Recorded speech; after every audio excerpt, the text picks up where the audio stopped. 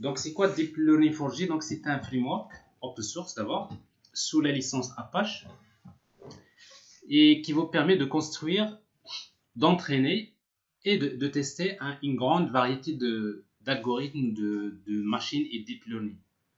Donc, depuis les réseaux neurones standards jusqu'aux réseaux convolutionnels, les réseaux RNN et pratiquement LSTM. Donc, globalement, vous pouvez tout ça le faire via Deep Learning 4G. Donc, il est basé sur, comme je le disais tout à l'heure, il est basé sur une librairie qui s'appelle ND4J, qui permet d'effectuer des opérations de calcul parallèle, c'est-à-dire de l'algèbre linéaire sur des architectures massivement parallèles, à savoir les GPU. Et également les architectures distribuées. Et ça, c'est très important.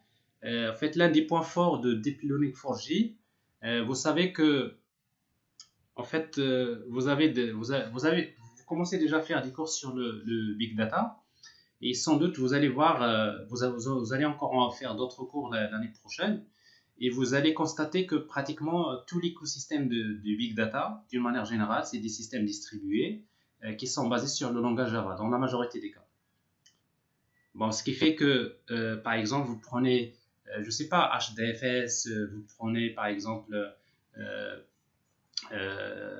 MapReduce, vous prenez Spark, vous prenez Kafka, vous prenez tout cet écosystème du Big Data, il est basé sur du Java. Alors, ce qui fait que l'une des puissances de Java, c'est les systèmes distribués. Donc, si vous voulez exécuter des applications d'une manière distribuée, généralement, en fait, Java, c'est-à-dire, il est très très en avance, ce qui fait que la majorité c'est-à-dire des systèmes, des middleware de calcul distribué sont basés sur Java. Bon, ça veut dire que si vous voulez faire de l'apprentissage distribué, vous voulez entraîner les modèles d'une manière distribuée, bon, c'est plus simple de le faire via cet écosystème Java. Donc, ND4J, donc, il permet de faire du calcul massivement parallèle et également distribué.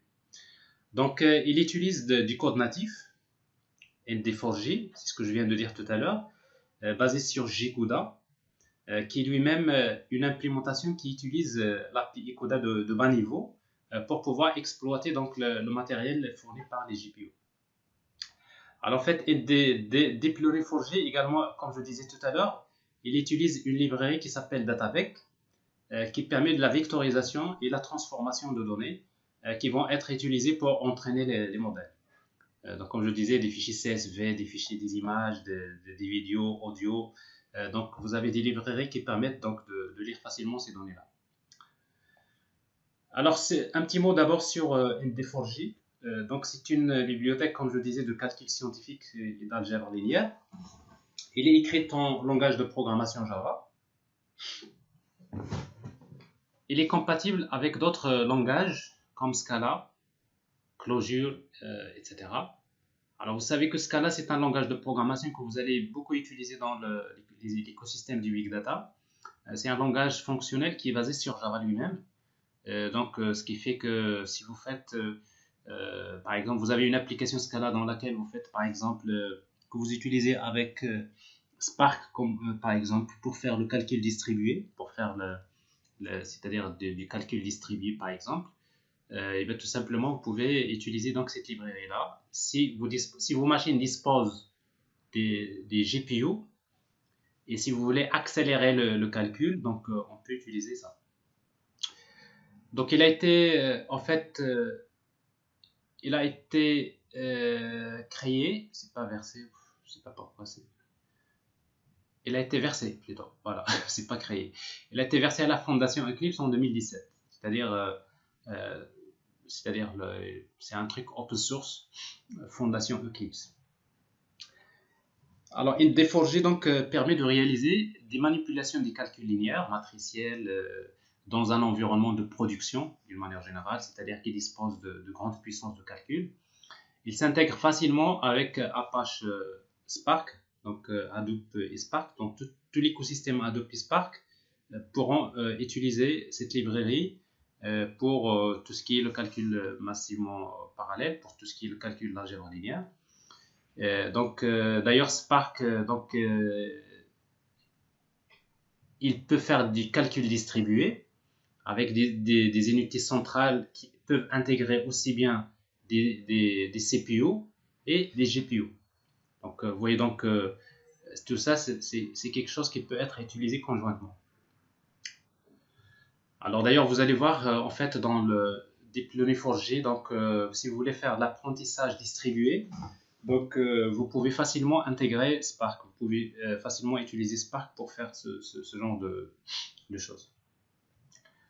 Donc ND4G, donc c'est libre, bon, c'est des codes de source ouverts, open source, publiés donc sous la licence en fait à Apache 2.0. Et il est développé principalement par un groupe qui est basé sur San Francisco, pratiquement, voilà, donc le reste, c'est pas important. Alors maintenant, si vous voulez travailler avec Deep Learning 4G, donc dans n'importe quelle application Java, vous avez besoin d'utiliser quelques dépendances. Alors d'abord, il y a pour Deep Learning 4G, vous utilisez donc Group IDC Deep Learning 4G, donc vous avez le module Core. Alors, vous utilisez la version, je crois qu'aujourd'hui, la version 1.0 jusqu'à bêta 6. Bon, à chaque fois, il y a quelques petites améliorations qui se font à ce niveau-là. Et après, si vous voulez, donc on va voir tout à l'heure, pour pouvoir, si vous voulez visualiser avec une interface graphique ce qui se passe dans votre modèle au moment de l'apprentissage. Donc, vous avez une librairie qui est faite, une dépendance qui s'appelle Deep Learning 4G UI. Donc ça, on va l'utiliser. Alors ça, c'est pour Deep Learning 4G. Mais bien sûr, Deep Learning 4G, il a besoin d'utiliser ND4G. Alors ce qui fait qu'il faut ajouter, donc, si vous voulez utiliser ND4G dans votre application, donc vous utilisez donc ND4G Native Platform. Alors ça, c'est pour les CPU. C'est-à-dire si vous voulez faire des calculs de l'algèbre linéaire sur les CPU. Si vous voulez travailler avec les GPU, donc vous intégrez l'implémentation ND4G CUDA plateforme. Et après, vous pouvez mettre les deux.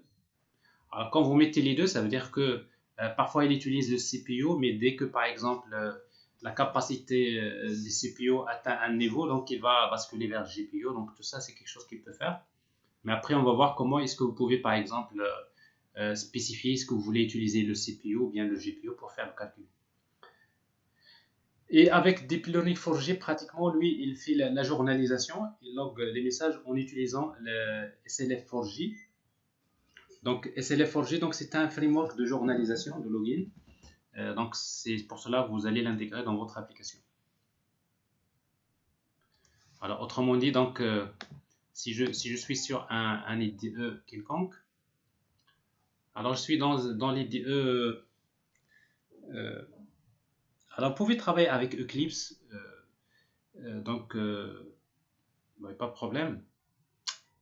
Mais sauf qu'à un moment donné, vous allez voir que vous allez beaucoup utiliser des IDE. Donc, déjà, pour les applications mobiles, vous utilisez Android Studio. Et comme vous l'avez constaté, Android Studio lui-même, il est basé sur IntelliJ. Et quand vous allez faire le développement web avec des frameworks, par exemple React.js ou bien Angular, vous allez utiliser un IDE Deep Learning, plutôt vous allez utiliser IntelliJ peut-être ou encore Visual Studio Code. Donc, pour ne pas se perdre trop dans les IDE, pour ne pas utiliser trop d'IDE pour vos applications, mais je vous propose, si vous voulez rester dans un seul IDE et vous faites tout ce que vous voulez, vous pouvez utiliser IntelliJ. Bon, IntelliJ, donc c'est un très bon choix comme IDE. Vous pouvez faire des développements Java, du J2E, vous pouvez faire des développements mobile, web, pratiquement, etc. Mais sauf que quand vous utilisez IntelliJ, il vaudrait mieux installer la version Ultimate. En fait, la version, parce qu'en fait, dans IntelliJ, il y a la version, la version Community et la version Ultimate. Bon, la version Ultimate, c'est une version qui est complète. Alors, vous disposez donc on vous donne à chaque année la licence parce que on vous donne une licence d'une année que vous pouvez toujours, c'est-à-dire renouveler. En tant que licence éducation, on ne paye pas la licence, mais en fait, c'est souvent c'est-à-dire les établissements universitaires qui travaillent dans le domaine de l'éducation, généralement, ils peuvent toujours demander ce genre de licence, donc là, il n'y a pas de problème. Mais bien sûr, pour les entreprises, souvent, ils achètent la licence de IntelliJ. pour la version Ultimate. Mais pour la version communauté, c'est gratuit. C'est clair?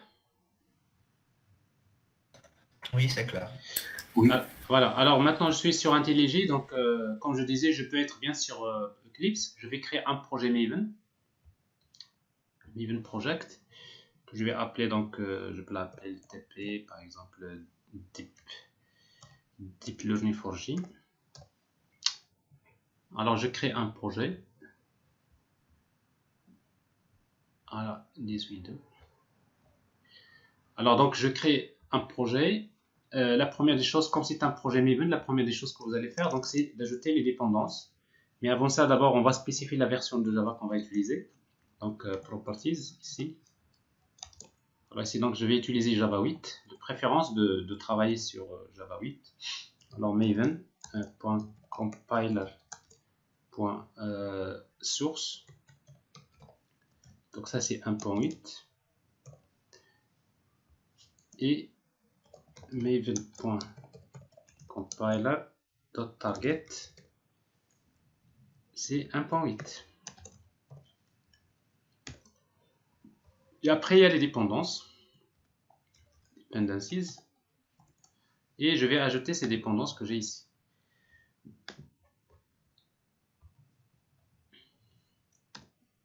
En fait, les dépendances, vous pouvez les retrouver facilement sur... il suffit d'utiliser, comme d'habitude, Deep Learning for J Maven Dependency. Vous allez trouver donc... mais là, il faut juste savoir, parce qu'il y a Core, il y a plein de choses. Hein. Par exemple, pour l'intégrer avec Spark, avec UI, etc. Nous, on va utiliser deux pour le moment. Il y a Deep Learning for J Core. Donc, vous voyez, donc la dernière version, c'est la version bêta 6, ici. Et là, on a besoin d'utiliser Deep Learning for J UI. Voilà. Alors, moi, j'utilise... ici dans le cours, il y a la version bêta 3. Alors bref, donc ça c'est les dépendances que vous allez utiliser. Donc je prends ces dépendances là. Alors je vais les mettre CTRL V, je les mets ici. Alors je supprime ça parce que ouais, pas de problème. CTRL C.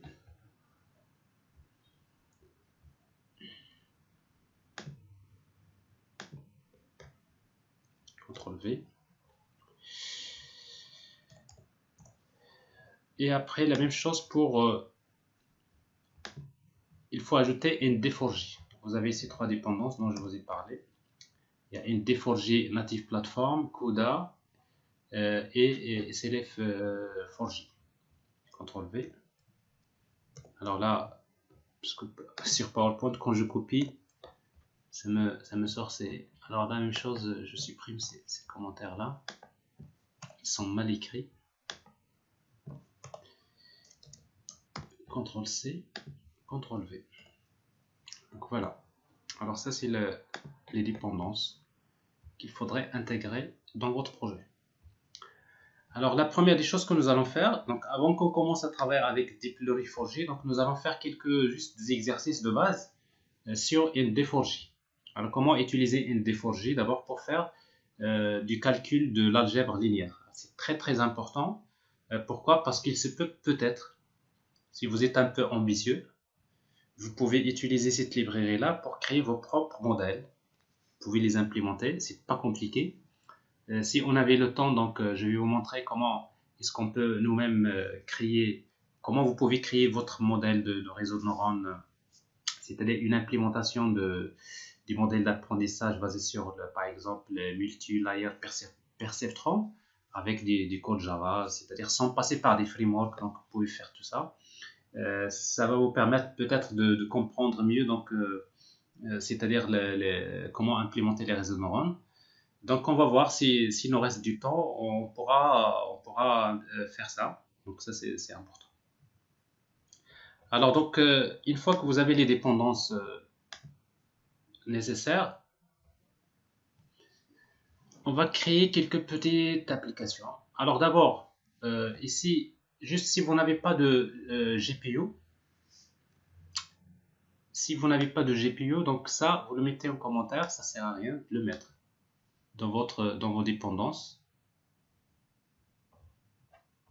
C'est-à-dire cette dépendance ici, CUDA. Alors ça, cette dépendance, vous la mettez en commentaire. Code comment with block. Donc je la mets en commentaire, mais si vous disposez de après, donc pour le moment je ne vais pas l'utiliser. On va d'abord voir, c'est-à-dire l'API, comment l'utiliser, et après dans l'une des exécutions, donc on va essayer de montrer, parce que cette machine dans laquelle je travaille, il y a un GPU et il y a une carte Nvidia, donc je vais vous montrer comment, c'est-à-dire déjà on peut faire la différence entre, c'est-à-dire une implémentation basée uniquement sur les CPU et les GPU. Alors pour vous, si vous n'avez pas de carte graphique Nvidia, donc vous pouvez désactiver cette dépendance. Parce que dans un premier temps, ce qui vous intéresse, c'est plutôt de comprendre la logique de programmation. Mais si les deux sont activés, alors si les deux sont activés, qu'est-ce qui se passe? Alors ce qui se passe, c'est que, en quelque sorte, quand il voit que dans les dépendances, vous avez les CPU et les GPU, c'est-à-dire les deux implémentations, les deux backends, si vous voulez, CPU et GPU, donc, qu'est-ce qu'il va faire? Par défaut, dans la configuration par défaut, dès que le premier est utilisé à 100%, par exemple le CPU, il va passer au second, par exemple le GPU. Sinon, si vous souhaitez prioriser, vous voulez par exemple lui dire qu'il commence d'abord par GPU avant CPU, et bien tout simplement, il y a deux variables d'environnement que vous pouvez définir dans votre système. Il y a backend priorité CPU et backend priorité GPU. Donc ça, c'est deux variables d'environnement dans lesquelles vous mettez les valeurs 1, 2. Comme ça, vous pouvez spécifier, c'est-à-dire qui est le plus prioritaire. Voilà. Mais le plus pratique, c'est quoi? C'est tout simplement si vous voulez désactiver un backend particulier, vous le désactivez dans le fichier POM XML. C'est ce que je viens de faire.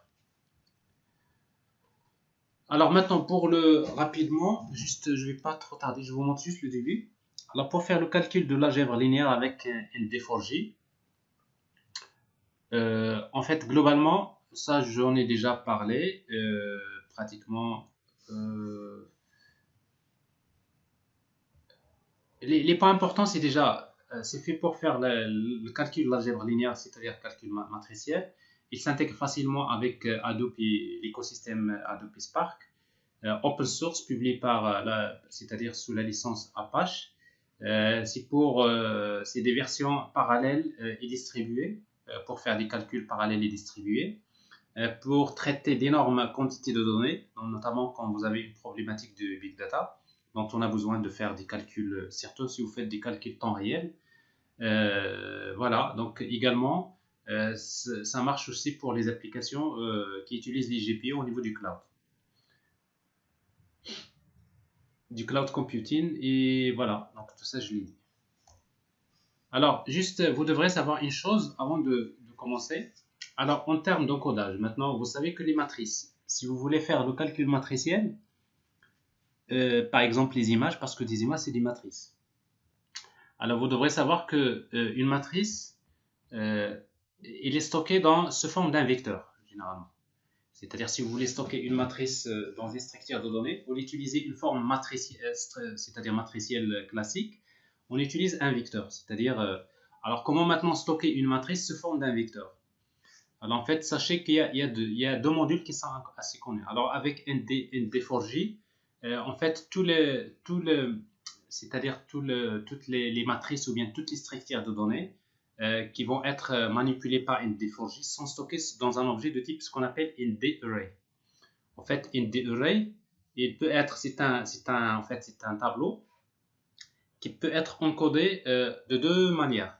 Il y a ce qu'on appelle l'ordre C et l'ordre F. En fait, C, c'est l'origine, c'est le langage C, et F, c'est Fortran. Vous savez, Fortran, c'est un ancien langage scientifique qui était connu à l'époque pour faire le calcul scientifique. Donc ici, C, c'est ce qu'on appelle row major, et Fortran, le F, c'est colonne major. C'est-à-dire quoi? C'est-à-dire que si vous prenez par exemple une matrice, c'est comme celle que vous voyez là, c'est une matrice 3 x 3. Alors pour pouvoir stocker cette matrice-là dans un vecteur, alors j'ai deux façons de faire. je peux la stocker ligne par ligne. Comme ici, par exemple, je prends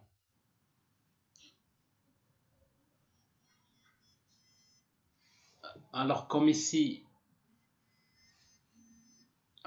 par exemple, je vais stocker la première ligne. Vous voyez donc 084, 084, ça c'est la première ligne.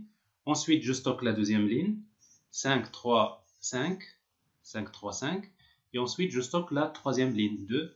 Alors, si je stocke une matrice comme ça, c'est que je suis en train d'utiliser ce qu'on appelle le C-order, c'est-à-dire le stockage de la matrice ligne par ligne, dans un vecteur. Ici, j'utilise le F-order, ça c'est également, vous pouvez l'utiliser, c'est-à-dire on va le stocker par colonne. C'est-à-dire pour stocker cette matrice-là dans un vecteur, je vais prendre colonne par colonne. Ça veut dire je prends la première colonne, ce qui me donne 0, 5, 2, 0, 5, 2. Ensuite, la deuxième colonne, 8, 3, 3. Ensuite, la troisième colonne qui me donne 4, 5, 6. Alors, c'est juste quelque chose d'important à savoir. Bon, il y a des frameworks qui vont utiliser C-order, il y en a d'autres qui vont se baser sur F-order. Alors maintenant, avec ND4J, c'est à vous de spécifier quel est c'est-à-dire l'ordre de stockage que vous voulez utiliser. Bah, si vous cherchez dans la complexité des algorithmes, il y a des algorithmes qui vont être plus rapides en C-order qu'en F-order. Mais il y en a d'autres qui vont être plus rapides en F-order qu'en C-order. Tout ça, c'est lié. Alors, si par défaut, si vous ne spécifiez pas l'ordre par défaut, c'est C-order qui est utilisé. C'est-à-dire ce modèle-là qui est utilisé dans la majorité des cas. Alors, maintenant, si vous voulez, ce que je vais faire juste rapidement et après je vais m'arrêter parce que je vais pas vous... Alors, j'ai créé ici, donc j'ai les dépendants, je vais juste créer juste un petit exemple, comme ça vous avez juste un point de démarrage. Je vais créer une application Java que je vais appeler test ND4J.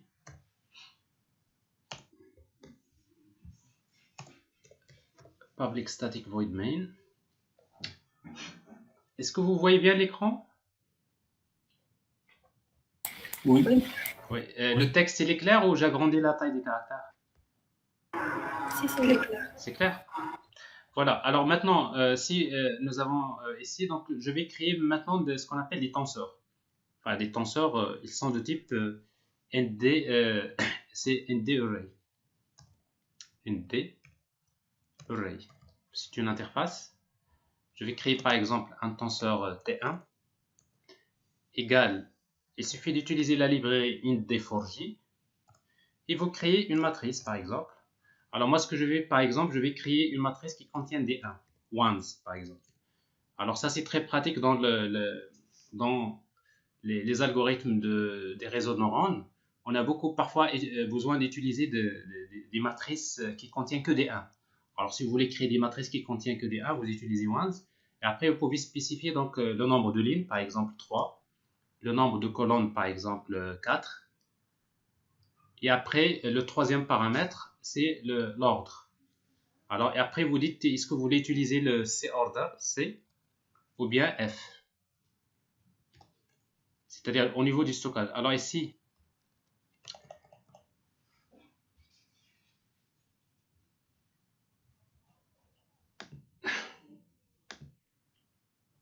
alors en fait, voilà. Alors ici, donc, est-ce que j'ai déclaré le bon ND-array? Alors, je prends celui-là.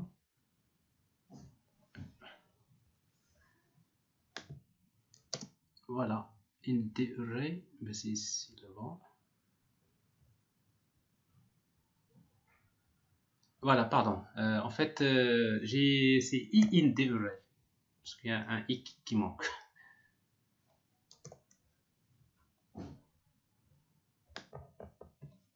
En fait, c'est une interface. IND-array. Donc ici, donc, je crée ça. Alors, si vous faites system out print, vous pouvez utiliser T1 par exemple. Point to string. Bon, c'est juste vous voulez voir un peu ce qu'il y a dans votre tableau. Alors, vous allez voir, en fait, ça, il va vous afficher donc enfin, c'est un IND-array. un int array, donc c'est un tenseur qui va. Alors ici donc, vous voyez ici, qu'est-ce que vous voyez là? Donc vous voyez les valeurs. Alors par défaut, les valeurs ils sont de type double, float ou double. Donc je vais vous dire tout à l'heure. En principe c'est double. Et voilà, donc c'est une matrice de 3D, 3 colonnes qui contient que des 1 ici. Alors je vais créer une matrice int array. Alors après, si vous voulez voir par exemple quel est l'ordre qui est utilisé par défaut, ici je vais utiliser system.out.println donc t1.get par exemple. Bon, j'ai pas le temps de rentrer dans ces petits détails, donc je passe à autre chose. Alors ici, je vais créer donc une matrice de 0, je crée une matrice aléatoire, je crée voilà, une matrice avec des valeurs spécifiques. Alors, int array t2 égale toujours int4j.0. La même chose, on aura besoin souvent d'utiliser des matrices qui contiennent que des 0. Alors, je vais utiliser 3,4, la même chose. Ensuite, j'ai une matrice qui contient des nombres aléatoires, T3, égale nd4j. Ça, c'est très utile. Par exemple, pour la matrice du poids du réseau de neurones, par défaut, il est initialisé avec des valeurs peut-être pas aléatoires. Ici, donc, c'est random. Donc, ça vous donne un random. Mais là, il faut spécifier la forme, le type. Alors ici, donc, ici, random, je vais utiliser, donc, c'est une matrice d'entiers avec 3 lignes de colonnes, par exemple. Alors, si vous voulez, ici, donc, quand je vais faire un calcul matriciel, donc, je vais faire ici 3, 4. Si je vais utiliser, donc, new int, donc, il va me générer des int avec 3,4. Dimension 3,4. Voilà. Et après, je vais créer un int array t4 égale nd4j point des valeurs directement. Alors, je vais créer des valeurs directement avec la méthode create.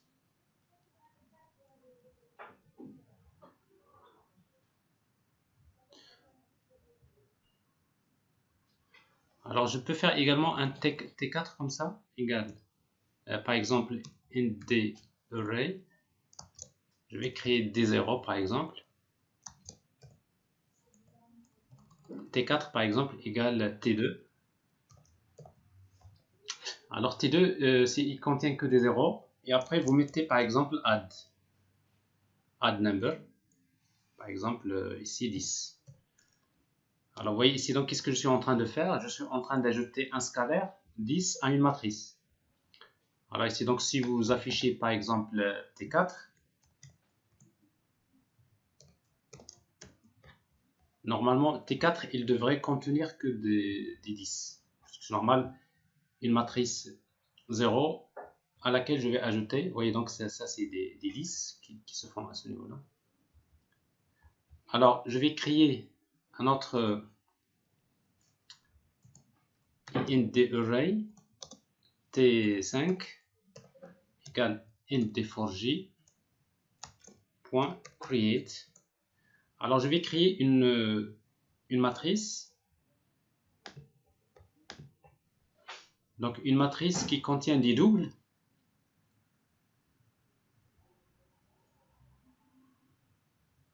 Alors, vous pouvez stocker les données ici, double, j'ai un vecteur.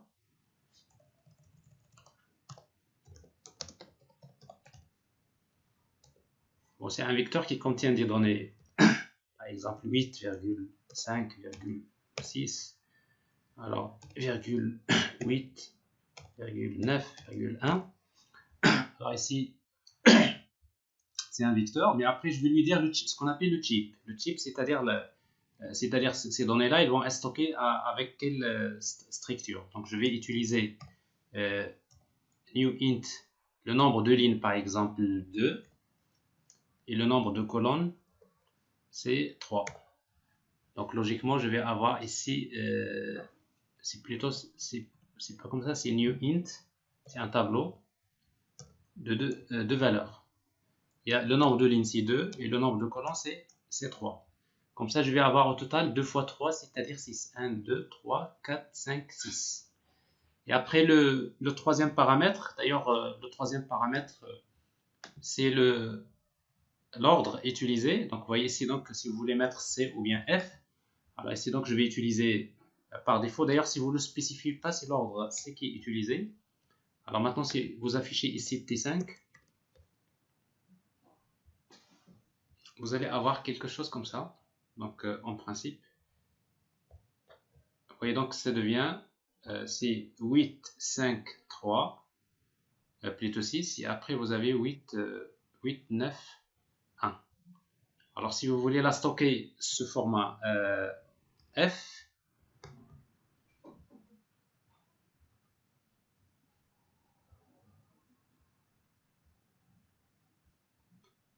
en fait, s'il est stocké en format F, ça va être autre chose.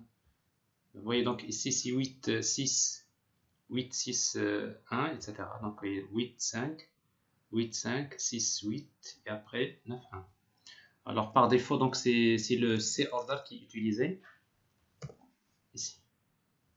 Alors, juste pour m'arrêter à ce niveau-là, je veux faire par exemple le calcul, le produit de matrice. Alors, vous avez ici donc dans le support quelques fonctions de base. Alors là, ici donc c'est juste pour afficher. Là, c'est pour créer des matrices, multiplication. Alors ici donc, si vous voulez faire la multiplication, vous utilisez soit mmul, c'est-à-dire par exemple, vous dites int array t6 égale la matrice par exemple, ici t1 qui contient que des 1. Alors ça c'est 3 fois. Alors je vais changer ici. Je vais créer une autre matrice, par exemple T6, qui contient des valeurs différentes. 4, 3, 0, 12. Alors cette fois-ci, la dimension, ça va être C3, 3, 2. Alors pourquoi? Parce que vous savez, si vous voulez faire le calcul de deux matrices, donc il faudrait ici, donc vous avez 2 lignes, 3 colonnes, mais l'autre, 2 lignes, 3 colonnes, et l'autre, ça va être 3 lignes, 2 colonnes. Donc ça, c'est une obligation, ça vous le savez, c'est en mathématiques. Alors ici, donc, à quoi est égal? C'est T5, point M, il y a mult. Alors si vous faites mult, c'est-à-dire c'est de la multiplication par un nombre. Mais si vous voulez multiplier par une matrice, vous mettez M multiplication par T6. Ça c'est T7 égale à T5 multiplié par T6. Alors, si tout se passe bien, vous allez utiliser donc T7 ici, point to string. Vous affichez donc T5. Vous affichez T6. Et vous affichez T7.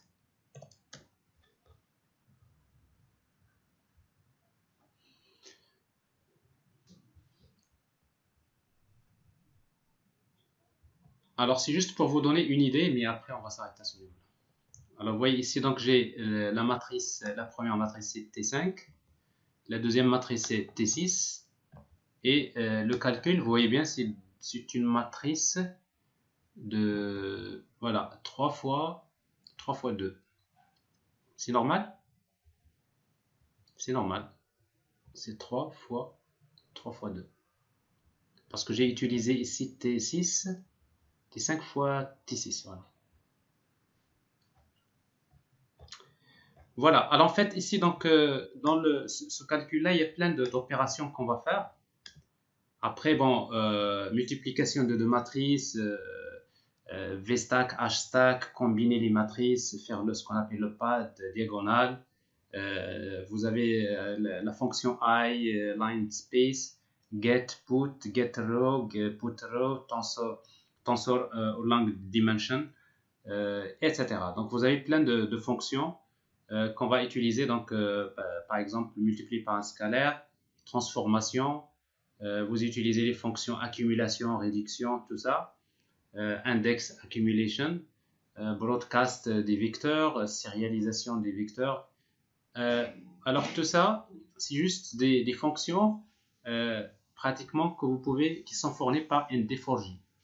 Mais ce qu'il faut noter ici, toutes ces fonctions que vous voyez là, c'est des fonctions qui ont, dans lesquelles le plus important c'est quoi? Le plus important, c'est que toutes ces librairies-là qui sont fournies par ND4J, c'est des implémentations basées sur CUDA. Ça veut dire que si vous disposez d'un matériel GPU, et bien tout simplement, vous allez faire des calculs très rapides. Mais si vous disposez de CPU, ça va marcher également, mais avec moins de performance. Alors, une fois qu'on va voir un peu les fonctionnalités de base de ND4J, alors par la suite, nous allons voir comment utiliser donc voilà, on va créer un modèle ici, un classifieur linéaire. Donc, vous allez voir dans le support. Alors je sais que vous avez donc quand je vais vous donner le support, vous pouvez voir un peu, c'est-à-dire la suite. Vous avez un classifieur linéaire ici donc qu'on va faire donc pour la classification des catégories en fait de fleurs. C'est assez connu, c'est ce qu'on appelle l'Iris dataset, classifieur linéaire. On va voir ça comment l'utiliser dans l'application Java. Bon, ça c'est, vous voyez bien, vous trouverez donc le modèle qu'on va créer ici. On va voir comment visualiser avec Technology UI en fait l'évolution de l'apprentissage. Et après, on va voir à travers une application Java classique comment utiliser voilà, une interface par exemple. Et après, on va voir pour le cas des images, comment faire la reconnaissance des images. On va dessiner des nombres et après, on va faire la reconnaissance. C'est-à-dire, on va utiliser un modèle CNN qu'on va utiliser à ce niveau-là. Alors ça, c'est juste la première partie que nous allons voir. Un exemple sur machine learning et un exemple sur deep learning classique. Voilà, alors ici donc j'ai déjà, je peux dire parce que j'ai supposé qu'on a commencé à 10h et 10h30, donc maintenant c'est 13h30, comme ça on aurait bouclé les 3 heures du cours. Alors maintenant je reviens vers vous donc pour voir s'il y a des questions. Est-ce qu'il y a quelque chose à dire avant qu'on s'arrête? Messieurs, est-ce que c'est clair? Oui, monsieur. Oui. Yes, yes, yes. Alors, sûrement, vous avez appris des choses, mais je tiens à vous signaler que tout ce que nous avons fait ce matin-là, c'est vraiment, ça fait partie de votre métier. C'est-à-dire, vous devrez être bien solide. Alors, ça, c'est les aspects pratiques de la chose. L'aspect théorique de tout les choses dont je vous parle. Donc, vous les voyez avec M. Mstari aussi, donc dans le cours de l'intelligence artificielle. Donc, il y a une question? Youssef, tu veux poser une question? Non, monsieur. Monsieur? Oui, voilà, une question. Hajar. Oui, monsieur. Oui, Hajar. Je voudrais juste vous poser une question à propos de l'addition de deux matrices. Est-ce Oui. que normalement, d'après ce que je sache, c'est qu'on peut faire l'addition de deux matrices seulement si elles ont la même taille? Oui, c'est normal, c'est tout à fait normal. Alors pour l'addition, si vous tentez de faire l'addition de deux matrices, il ne va pas accepter ici. Alors si vous faites par exemple, au lieu de vous mettez M add,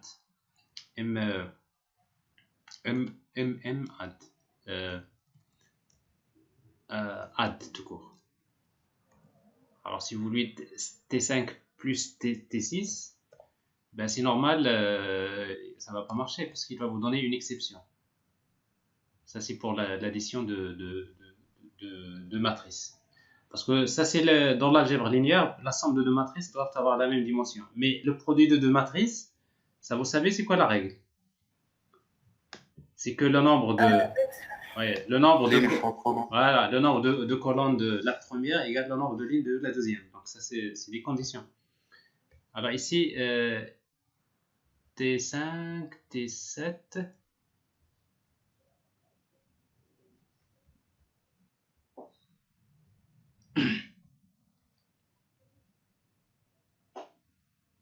Vous voyez, ici, donc, il vous dit que il peut pas donc faire le calcul. D'ailleurs, il vous dit que, voilà, il ne peut pas faire la somme de deux matrices 2 fois 3, 3 fois 2, donc c'est pas faisable.